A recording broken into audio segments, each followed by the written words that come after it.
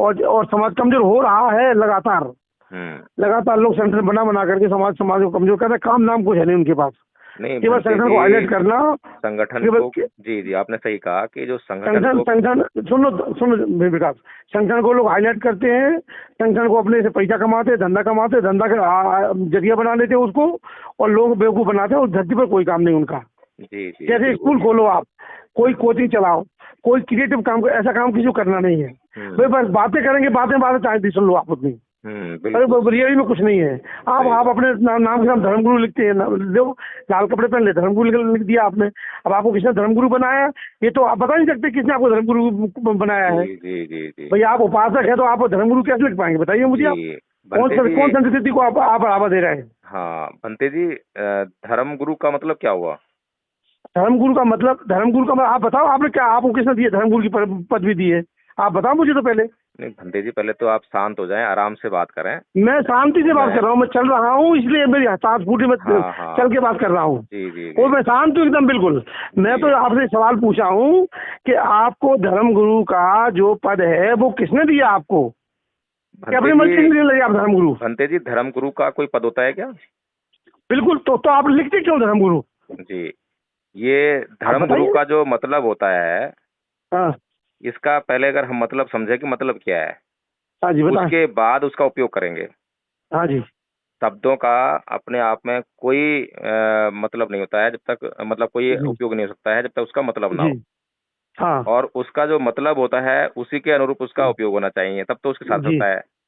नहीं तो शब्द जो है ध्वनि मात्र है, उसके अलावा कोई। धर्मगुरु बौद्ध संस्कृति में कहाँ है बताइए आप? धर्मगुरु बौद्ध संस्कृति में कहाँ कहा गया? आप बौद्ध संस्कृति की बात कर रहे हैं ना भंते जी? तो बौद्ध संस्कृति में धर्मगुरु किसको कहा गया बताइए आप? हाँ भंते जी, हाँ जी। पहले तो हम जो है इस शब्द को पहले समझ लें कि शब्द क्या है। ये धम्म का मतलब क्या है? धम्म तो आप ही जानते हैं, धम्म का मतलब क्या है। ठीक है, धम्म जो बुद्ध ने संसार के दुखों को दूर करने के लिए जो मार्ग खोजा उसे धम्म कहा गया है। ठीक कह रहा हूँ, गलत कह रहा हूँ? आप बोलते जाइए, बताऊँ मैं बाद में, बस बोल दीजिए आप। उसके बाद जो है शब्द आया गुरु। अब गुरु का मतलब क्या है? गुरु का मतलब ये है, जो लिटरल मीनिंग जो हमने जाना है, समझा है, हो सकता है कि मैंने गलत पढ़ लिया हो, गलत समझ लिया हो, कि जो अंधकार को समाप्त करके और प्रकाश की तरफ जो लोगों को ले आए। ठीक है, अंधकार हो गया अज्ञानता और प्रकाश हो गया ज्ञान। यानी ज्ञान का उदय करके ज्ञान को देकर जो है जो अंधकार को काट दे, यानी दुखों को जो है दूर करने का जो है मार्ग दे, तो उसे कहेंगे क्या नाम है? गुरु। अब ये सही है या गलत, ये बता दो। गुरु शब्द का जो मैंने अर्थ बताया है, जो मैंने समझा है, क्या वो सही है गलत है? तो आपके लिए तो सही है ना, आप लिखिए तो आपके लिए सही है। नहीं आदरणीय भंते जी, मैं ये नहीं कह रहा हूँ कि मेरे लिए सही है। जो सर्वमान्य होगा, जिसको लोग सब समझते हैं, शब्दों का हम इस्तेमाल करते हैं क्योंकि लोग जो है उन शब्दों का वैसा ही अर्थ समझते हैं जैसा मैं समझता हूँ। तो शब्द का इस्तेमाल करना ठीक है मेरा। अगर मैं शब्द का कुछ इस्तेमाल कर रहा हूँ और वो मेरे शब्द का कुछ और अर्थ समझता है, तो फिर मैं कैसे इस्तेमाल करूंगा शब्द का? हाँ, तो धम्मगुरु जो है कहीं पर भी किसी उपासक के लिए नहीं आया है। आदरणीय भंते जी, मैंने ये बात नहीं कही है कि आया है या नहीं आया है। मैंने ये कहा है कि इस शब्द का कुछ अर्थ है या नहीं है। अर्थ है, लेकिन उपासक के लिए नहीं है ना वो। नहीं भंते जी, मैं ये नहीं कह रहा हूँ। धम्मगुरु केवल, धम्मगुरु शब्द जो इस्तेमाल होता है वो केवल भिक्षु के लिए होता है। अच्छा, भिक्षु के लिए इस्तेमाल, चलिए मैं मान लेता हूँ। भिक्षु के लिए इस्तेमाल क्यों होता है भंते जी? भिक्षु के लिए ये शब्द जो है क्यों इस्तेमाल होता है? इसलिए इस्तेमाल होता है कि वो विधिवत उपसंपादित होता है, विधिवत उसकी प्रवज्जा होती है, विधिवत उसको लोग, भिक्षु लोग उसको संघ जो उसको मान्यता देता है, तब जाकर वो धर्मगुरु का दर्जा मिलता है। क्या भंते जी, जो शब्द का अर्थ है वो उस भिक्षु पर जो चीवर पहन के है उपसंपादित हो गया है, क्या उस अर्थ, वो अर्थ जो है बिल्कुल लागू नहीं होता उस पर? केवल उपसंपदा ही लागू होती है? नहीं, वो धर्मगुरु को जो है दर्जा जो मिलता है वो संघ देता है, संघ उसको मान्यता देता है, संघ उसको सुन लीजिए आप, सुन लीजिए पहले हमारी बात। संघ उसको उपसंपादित करता है या फिर उसकी प्रवज्जा करता है, तब जाकर वो धर्मगुरु के दर्जे में आता है। कोई उपासक धर्मगुरु नहीं बन सकता। जी भंते जी, कितना विद्वान बना रहा है, विद्वान हो सकता है वो, कितना ज्ञानी विज्ञानी हो सकता है वो, बहुत अच्छी व्याख्याएं कर सकता है, लेकिन धर्मगुरु का दर्जा नहीं ले सकता वो। भंते जी, मैं तो केवल शब्द का अर्थ जानना चाह रहा हूँ। क्या शब्द का अर्थ, शब्द का अर्थ, शब्द का अर्थ जो शब्द का अर्थ दोनों जो है वो बुद्धिजीवी में भिक्षु के लिए है, भंते जी, उपासक के लिए नहीं है। भंते जी, जी, बुद्ध के धम्म में आप अपने आप को विद्वान लिखिए, ज्ञानी लिखिए, विज्ञान लिखिए, लेकिन धर्मगुरु नहीं लिख सकते आप। भंते जी, जी जी बुद्ध के धम्म में जो उपसंपादित हो जाता है उसे जो है बौद्ध भिक्षु कह सकते हैं, भंते कह सकते हैं, लेकिन धम्मगुरु जो है कहीं पर मैंने नहीं पढ़ा। धर्मगुरु का दर्जा ही उनको मिलता है, वो धर्मगुरु ही कहलाता है। भंते जी, कहीं पर जो है, कहीं पर त्रिपिटक में ये धर्मगुरु शब्द का इस्तेमाल हुआ है? तो धर्मगुरु का मैंने भी नहीं पढ़ा किसी उपासक के लिए कहीं पर धर्मगुरु शब्द का इस्तेमाल। भंते जी, अभी उपासक को छोड़ दीजिए ना, अभी उपासक को छोड़ दीजिए। तो आप तो उपासक है कि नहीं, पहले बताइए आप। भंते जी, मेरी बात तो थोड़ा सुने जी, आप गुस्सा ना हो पहले तो। जी नहीं, पहले मैं गुस्सा बिल्कुल भी नहीं, मेरी टोन ही ऐसी है। आप कभी भी बात करोगे मैं इसी टोन में बात करता हूँ, मैं गुस्सा बिल्कुल नहीं होता, ये मेरी टोन है। और कभी भी आप इस टोन में बात करेंगे मेरे से, और मैं इस टोन में सुनना पड़ेगा आपको। अच्छा, चलिए मैं सुन लेता हूँ, कोई बात नहीं। आप बिल्कुल ऐसे तो मेरी टोन ही ऐसी है, सब पूरा देश जानता है। अच्छा अच्छा, तो भंते जी, मैं जो आपसे जानना चाह रहा हूँ जी, कि कहीं पर भी त्रिपिटक में, बौद्ध साहित्य में किसी बौद्ध भिक्षु के लिए या किसी भंते के लिए कभी धम्मगुरु शब्द का इस्तेमाल हुआ है क्या? धम्मगुरु का शब्द का इस्तेमाल त्रिपिटक में नहीं हुआ, या वो कई बहुत साहित्य में नहीं हुआ, लेकिन अमूमन जो है धम्मगुरु, गुरु का दर्जा केवल उसको मिलता है। समाज में त्यागी होता है, समाज में उपसंपादित होता है, तो इसका मतलब त्यागी होता है, प्रविज्ञा परिवार से अलग होता है, वो धर्मगुरु का दर्जा पाता है। धर्मगुरु का दर्जा कोई उपासक नहीं पा सकता। पूज्य भंते जी, इसका मतलब ये हुआ, ना तो बुद्ध ने और ना ही किसी भिक्षु संघ ने धम्मगुरु शब्द को अब तक जो है स्वीकार किया है। ये बात हुई नहीं हुई? अब ये जो है एक परंपरा बना ली हम लोगों ने। परंपरा कैसे बनती है? कोई भी शब्द का जब हम व्यवहार करने लगते हैं तो वो परंपरागत हो जाता है। वो मालूम है हमको, एक ये कहानियां तो हमको भी बताइए आप।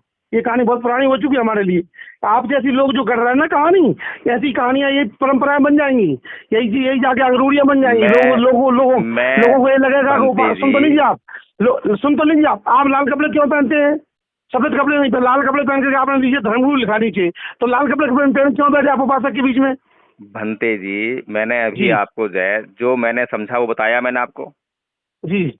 धम्म गुरु का जो शब्द का जो मैंने अर्थ समझा और जिस अर्थ में मैंने जो है उसको इस्तेमाल किया, मैं तो कभी इस में क्या उपासक के लिए है वो, मैं ये कह रहा हूँ। भंते जी, विज्ञानी हो जाइए, लेकिन क्या उपासक के लिए वो है, ये कह रहा हूँ मैं आपसे। भंते जी, मैं किसी शब्द से चिपका हुआ नहीं हूँ, और मैं ये भी नहीं कहता, मैं किसी शब्द से चिपका हुआ नहीं हूँ मैं। और मैं किसी भी बात को ये नहीं कहता हूँ कि ये मेरी बात जो है अंतिम हो गई है। अगर कोई बात जो है मेरी कहीं पर गलत इस्तेमाल कर ली गई है, मैंने जो है मेरे द्वारा हो गई है, किसी हमारे संघ के द्वारा हो गई है, तो मैं ये भी नहीं कहता हूं कि नहीं, उस गलती को हम स्वीकार नहीं करेंगे, लेकिन पहले वो गलती हमें समझ में आए तो हम उस गलती को स्वीकार करके उसको सही करेंगे। समझ में जब आएगी आपको, जब आप उसको स्वीकार करेंगे। और स्वीकार कब करेंगे आप? जब आप ये समझेंगे ये तो मेरे नाम से हट जाएगा, धर्मगुरु हट जाएगा मेरे नाम से, तो आपको तो चिपकाओ से धर्मगुरु से, आप धर्म तो बांट नहीं रहे हैं। सुन लीजिए, मेरी बात सुन लीजिए, पहले आप मेरी बात सुन लीजिए। आप धर्म बांट रहे हैं, धर्म का चर्चा कर रहे हैं, आप पंचशील दे सकते किसी को? मुझे बताइए आप। हाँ जी, आप पंचशील किसी को दे सकते क्या? क्यों नहीं दे सकते? क्यों कैसे दे सकता पंचशील? मुझे बताइए आप। कोई उपासक पंचशील कैसे दे सकता, मुझे बताइए आप। अच्छा, देना और लेना क्या होता है भंते जी? देना और लेना मतलब आप पंचशील किसी को ग्रहण करना है तो आपसे कोई ग्रहण करेगा पंचशील, पर आप किसी को दे पाएंगे? भंते जी, देना और लेना क्या होता है? देना और लेना क्या होता है?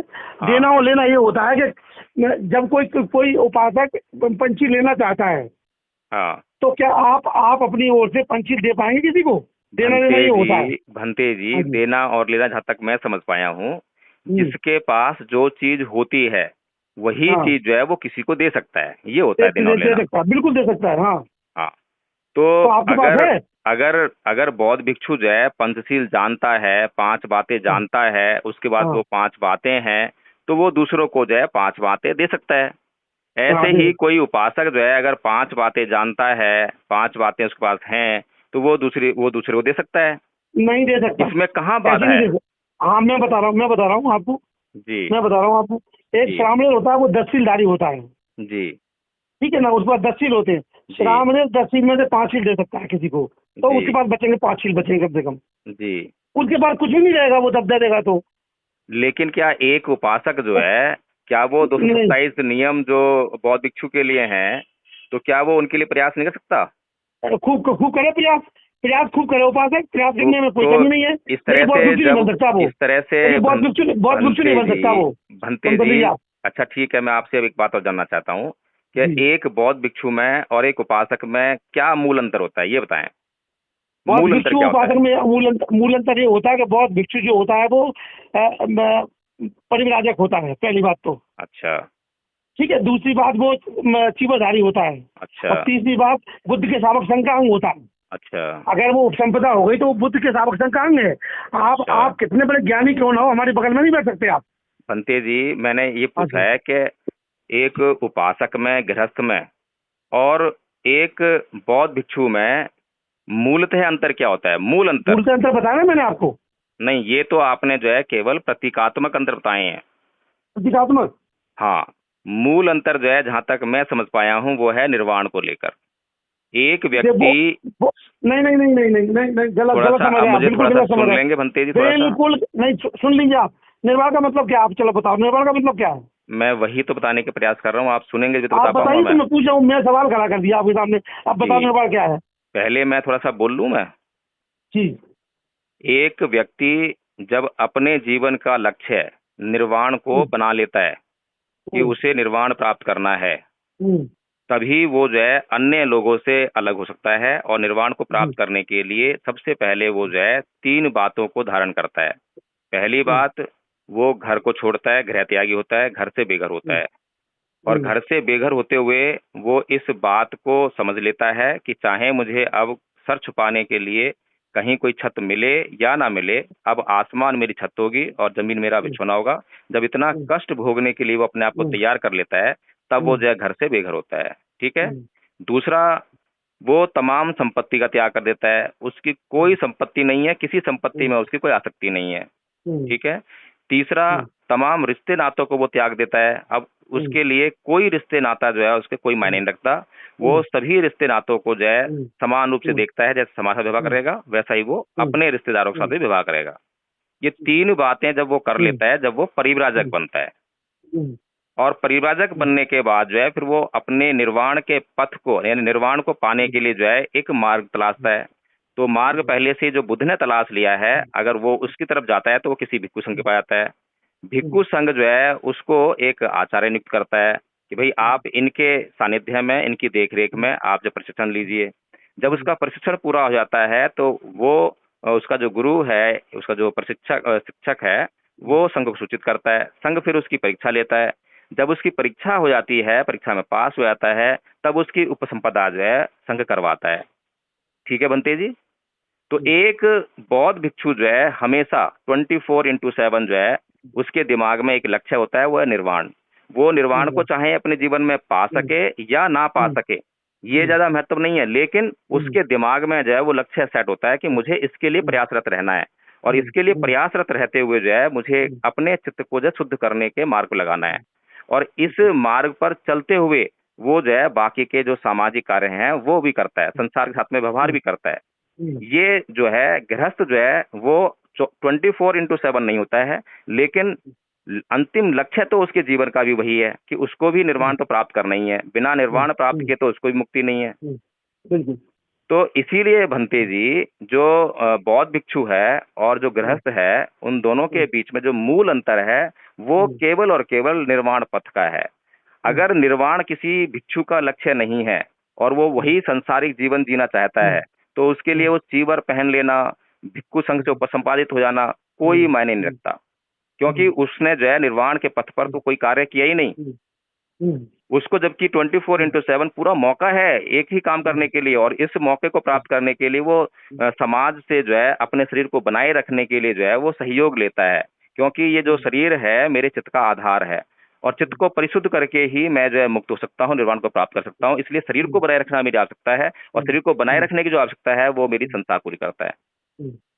अब बताइए मैं कहाँ गलत कह रहा हूँ? नहीं बहुत सही है ना। ये आप सही कह रहे हैं, मैं कब कह रहा हूँ गलत है? ये बिल्कुल सही कह रहे हैं आप। तो मैं यही तो समझाने का प्रयास कर रहा हूँ समाज को, दुनिया को, हाँ कि ये धम्म गुरु जो शब्द है, धम्म गुरु का हाँ मतलब हो गया जिसको धम्म का ज्ञान है, धम्म को जानता हाँ है। जब वो दूसरों को हाँ। बताता है तो क्या उसको संसार गुरु नहीं कहेगा क्या? और क्या बता नहीं रहा है? धम्म बता रहा है। धम्म नहीं, बताने वाले आप को धम्म गुरु नहीं कहेगा क्या? नहीं, धमगुरु नहीं कह सकते। भंते धम को जी, बांध सकते हैं आप, धम प्रचारक कहला सकते हैं। भंते गुरु जी, का दर्जा बहुत बड़ा दर्जा होता हाँ है। भंते जी, एक बात और कहना चाहता हूँ मैं। हाँ जी। एक बार मैंने जो है आपको आपको आपको धर्मगुरु, एक मिनट, भंते आपको जी, धर्मगुरु किसने बनाया कि आप खुद ही बन गए? भंते जी मेरी बात तो सुने थोड़ा सा। मेरे मेरे सवाल का जवाब कीजिए ना पहले। नहीं, मैं दूंगा इसका सवाल का जवाब जो है, थोड़ा सा मैं तो और आप दे दो, बताना चाह रहा हूँ। दे दो, फिर आगे बढ़े ना, जी जी। फिर बंते आगे जी, बढ़ते हैं अपन ना। एक बार क्या हुआ, मैंने एक व्यक्ति को जो है ये कहा कि हाँ अपनी पत्नी को बहन कहकर संबोधित कीजिए। हाँ, जी जी। अब वो जो है मेरे ऊपर जो है चिल्ला के पड़ा कि तुम हाँ ये क्या कह रही हो, तुम पागल हो हाँ गई हो। हाँ। तो मैंने कहा अच्छा तो सिस्टर कहो। तो फिर चिल्ला के पड़ा, क्योंकि वो हिंदी भी जानता था, अंग्रेजी अंग्रेजी भी में, जानता था, अंग्रेजी में बिल्कुल मुझसे है ना। अब ठीक है। ये बताइए कि वो मेरे ऊपर क्यों चिल्ला के पड़ा, हाँ क्यों चिल्ला के पड़ा मेरे ऊपर? हाँ वो मेरे ऊपर चिल्ला के इसलिए पड़ा क्योंकि वो सिस्टर और बहन दोनों शब्दों से उसकी आसक्ति हो गई थी, चिपक गया था। ठीक है। हाँ, वो जो चलो है सही। जो संसार का जो नियम है उसको बिल्कुल भी नहीं जानता है, सम्यक दृष्टि नहीं है उसके पास, मिथ्या दृष्टि से युक्त हो गया है।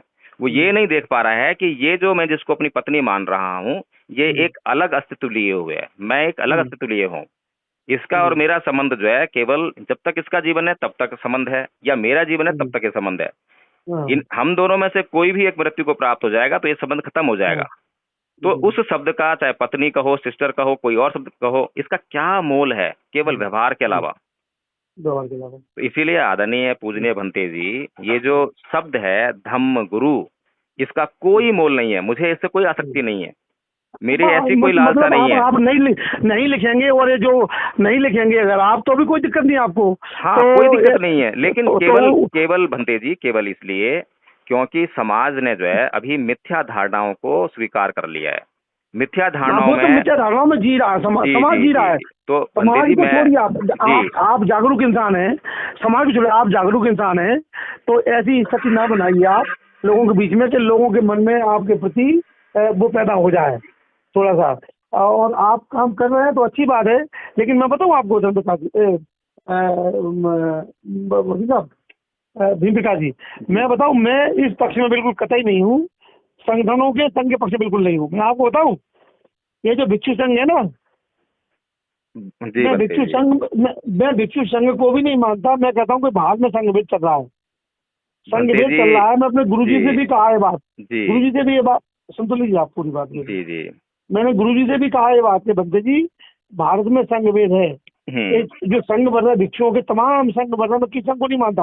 हालांकि मैं भिक्षु संघ का अंग तो हूँ, क्योंकि मैं सदस्य हूँ उसका, लेकिन मैं न तो कोई प्रचार करता हूँ, ना उसका पर्चा लगाता हूँ, ना पोस्टर लगाता हूँ, मैं कभी नाम लेता हूँ। लेकिन जब कोई मुझसे पूछेगा तो मैं बताऊँ भैया भिक्षु संघ का अंग में हूँ, मैं भिक्षु से बाहर नहीं हूँ, लेकिन मैं सारे भिक्षु संघ को मानता हूँ। आनंद मंत्री जी है ना, आपने आनंद मंत्री जी है ना, आनंद मंत्री, मैं तो क्यों कलकत्ता का भिक्षु हूँ, पश्चिम बंगाल का। मैं ट्रेडिशनल भिक्षु, इसलिए इधर के भिक्षुओं से मेरी ज्यादा पड़ती नहीं है। पर आनंद मंत्री जी मुझे बहुत मानते हैं, और बंदे मुझे बहुत मानते हैं। आप वो क्यों मानते हैं भाई? पढ़ा लिखा भिक्षु है तो थोड़ा मानना पड़ेगा, और इसलिए मानते हैं। मैं तो आयुर्वेद डॉक्टर हूँ, MBBS किया, MS किया मैंने। उसके बाद मेरा 29 साल की उम्र मेरा गृह त्याग है। 29 साल से मैं घर नहीं गया, मेरा गृह त्याग पूरी तरह से। बहुत बढ़िया। तो ये पूरा देश जानता है इस बात को हमारा। जी जी। उसके बाद मैं तो अभी भिक्षु बना हूँ, 2017 बना हूँ जी। तो मेरा लंबा पीरियड नहीं है, परंतु मुझे जो है लोग मानते बहुत हैं इस मामले में। क्यों मानते हैं? क्योंकि मैं इनकी चीजों को परखा हूँ, पढ़ा हूँ, समझा हूँ, और इनके जीवन को देखा है मैंने। तो अब मैं, अगर आप उपासक हैं, एक अच्छे उपासक हैं, तो मैं बता सकता हूँ कि भिक्षु संघ की स्थिति बहुत अच्छी नहीं है जी, समझ आप। लेकिन आप भिक्षुओं के बारे में बहुत सारा बुरा बोलते हैं, आप वीडियो डाल के बनाते हैं वीडियो। तो चंपा लाल के ऊपर बनाओ ना वीडियो, चंपा जिसने बलात्कार किया, सीधा नाम लिखो आप उसका, सीधा नाम लिख के वीडियो बनाओ उसकी, हम आपको वो ऑडियो भेजते हैं, उसकी पूरी डिटेल भेज देते हैं। अगर आप सुन तो लीजिए, पहले मेरी पूरी बात सुन लीजिए आप। जब आप बनते लोग बारे में इतना बुरा लिख रहे हैं, बोल रहे हैं आप, तो आप इतनी हिम्मत और कर लो, क्या दिक्कत है कि चंपा लाल जो है वो चंद्रकीर्ति बनते जो है इसने बलात्कार किया है, और ये ऑडियो है। ये मेरे पास प्रमाण है। मेरे पास तो वो तो हमारे स्कूल का टीचर था एक जमाने में, बालाघाट में हमारे स्कूल का टीचर था। उसने 2006 में भी घटना करी थी एक लड़की की, तो हमको जानकारी मिली, हमने स्कूल से बाहर निकाल दिया था उसको जी। और तब से जो है वो छिलरा किस्म का आदमी है। अब वो जाकर के किसी के माध्यम से बंदे बन गया, वो बंदे बनने के बाद प्रोफेसर बन गया, लेकिन बाकी वो छिलनी तो खत्म नहीं हुई ना जी। जो उसका चरित्र था वो चरित्र खत्म नहीं हुआ। अब वो मैं इस मूड में था कि कभी पकड़ में तो आया, पकड़ में तो आया, पकड़ में तो आया, अब वो पकड़ में आ गया। पकड़ में आ गया तो मैंने उसको लोगों को बताया, और वो मैं आपको भी बता दूंगा, शायद आपको जानकारी मिली गई होगी, है ना। तो आप जैसे मान लो आपको किसी के बारे में, भिक्षु के बारे में मिली जानकारी कि भिक्षु गलत है, मान लीजिए ना, और आपने उसको लेकर सारे भिक्षु को बोल दिया वो वाली बात, तो सारे भिक्षु खराब हो रहे थे। क्या मैं आपसे पूछ रहा हूँ भंते जी, मेरा जो है सभी भंतों से पहली बात तो कोई कलेश नहीं है, कोई द्वेष नहीं है। मेरा केवल एक ही मकसद है कि भारत में बौद्ध धर्म का प्रचार कैसे हो। मैं सभी कार्य जो भी कर रहा हूँ केवल इसी लक्ष्य को सामने रख के कर रहा हूँ। और मैं ये कह रहा हूँ मेरे पास आप अच्छा कर रहे हैं, मैंने मना थोड़ा किया आपको, आप अच्छा कर रहे हैं, लेकिन जब आप भिक्षुओं के बारे में बोल रहे हैं, मैं भी सुन रहा हूँ आपकी ऑडियो, तो आप जो है मैं आपको यह प्रमाण तो दे रहा हूँ, ये ऑडियो दे रहा हूँ, आपको सब कुछ दे रहा हूँ, उसके बारे में लिखिए। मैं बताना चाहता हूँ, मेरे पास एक ही भंते के नहीं कई भंतों के ऑडियो है मेरे पास, कई भंतों के प्रमाण है। करिए ना, उनसे ओपन करिए ना। थोड़ा मेरे को सुनिए तो सही। अब समाज की जो हालत है बहुत ही दयनीय है, क्योंकि ये जो समाज है ना हिंदू धर्म को छोड़कर यहाँ पे आया है बौद्ध धर्म में। अब हिंदू धर्म की मतलब जो है प्रतीक तो छोड़ दिए, वहां से जो है झंडा बदल लिया, मंदिर छोड़ दिया ना, लेकिन जो मानसिकता है ना, जो चित्त की प्रवृत्तियां हैं वो वही है, वो नहीं बदली, है ना। तो पहले वहां जो है वो किसी को गुरु मानता था, किसी को पूजा करता था, किसी के प्रति श्रद्धावान होता था, अंधश्रद्धा में भर गया था। अब यहाँ पर जो है उसकी अंधश्रद्धा यहाँ पे खत्म नहीं हुई है, क्योंकि वो ना वहां पे जांच करता था ना यहाँ पे जांच करता है। अभी जो मेरे साथ में 2 घटनाएं घट गई हैं, और दोनों घटनाओं में मैं बिल्कुल निर्दोष हूँ, मेरे पास प्रमाण भी है। लेकिन जो अंधश्रद्धालु लोग हैं वो प्रमाण नहीं चाहते, वो केवल ये चाहते हैं कि तुम हमारे समाज का जो बौद्ध भिक्षु है उसके खिलाफ कुछ मत बोलो, बस ये चाहते हैं मुझे। अब बताइए। नहीं, मैं तो आपको छूट दे रहा हूँ ना, मैं आपको पूरी खुली छूट दे रहा हूँ। 2-4 के नाम असल में क्या है कि मैं बताऊँ दीप प्रकाश जी, मैं क्या है कि बिना प्रमाण के बात नहीं करता। मेरे पास ऐसे 10-20 बंदों के नाम है, ठीक है ना, और मैं उनके नाम नहीं दे सकता आपको, क्यों? मेरे पास प्रमाण नहीं है। लेकिन चंपालाल का मेरे पास प्रमाण है। मेरे पास और भी प्रमाण है, मेरे पास भंते करुणासी प्रमाण है आसमान, तो आप उसको नंगा करिए भाई, नंगा करना जरूरी है।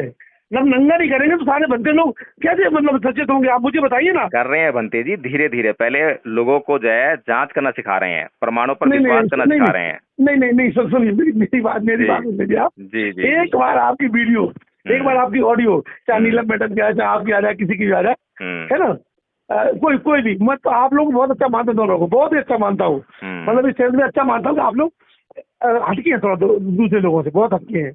तो मैं ये सोच रहा हूँ कि क्यों ना जो है आप जैसे सजग हो, जागरूक, हम तो आपके साथ खड़े ना इस मामले में, हम आपके साथ तो खड़े रहेंगे, चिंता मत करो आप, है ना, पूरी तरह से आपके साथ पीछे रहेंगे एकदम। लेकिन आप इनको जब तक एक्सपोज नहीं करोगे तो कैसे काम बनेगा बताइए आप। अगर मान लो मैं भिक्षु हूँ, मैं तो कह रहा हूँ कि मेरे पास सामने आदमी है, यहाँ असुर में उतार लूँ, जहाँ मिल जाए वहीं खड़े होकर उतार लूँ उसके जीवन को, मैं बता दूँ आपसे, मैं सामने आ जाए मैं उसकी स्टडी कर दूंगा।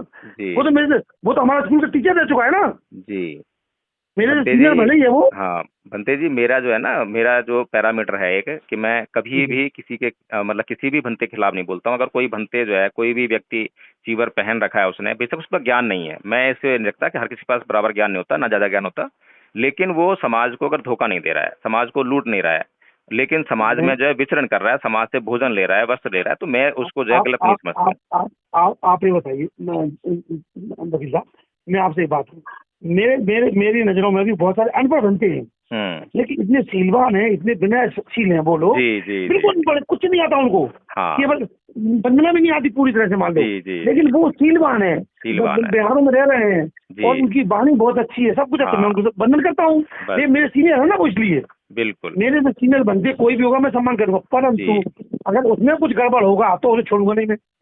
मेरा कहने का मतलब ये है कि एक मछली सारे तालाब गंदा कर रही कि नहीं कर रही। जैसे मान लो आपने तो चंद्रकीर्ति बनते को, या चंपालाल नाम है उसका एक्चुअली, चंपालाल को दिमाग में बैठा कर, या जो आपके प्रमाण आपको उनको बैठा करके आपने एक ऑडियो बना दी, लेकिन मेरे जैसा बनते क्या जानेगा इसको कि भाई किसके बारे में बोल रहे हैं, मुझे भी बुरा लगेगा ना वो बात तो। बिल्कुल वो मुझे फील होगा कि यार मतलब सब बंतों के बारे में मतलब हम लोगों को भी रगड़ दिया।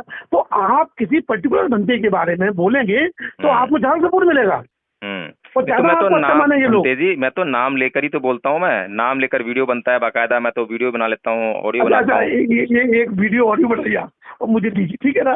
ठीक है मैं बना, ठीक है ना? ठीक है बिल्कुल, चंद कीर्ति के ऊपर बनाइए आप तो, और उसके प्रमाण ना हो तो मैं दूँ आपको प्रमाण बहुत सारे।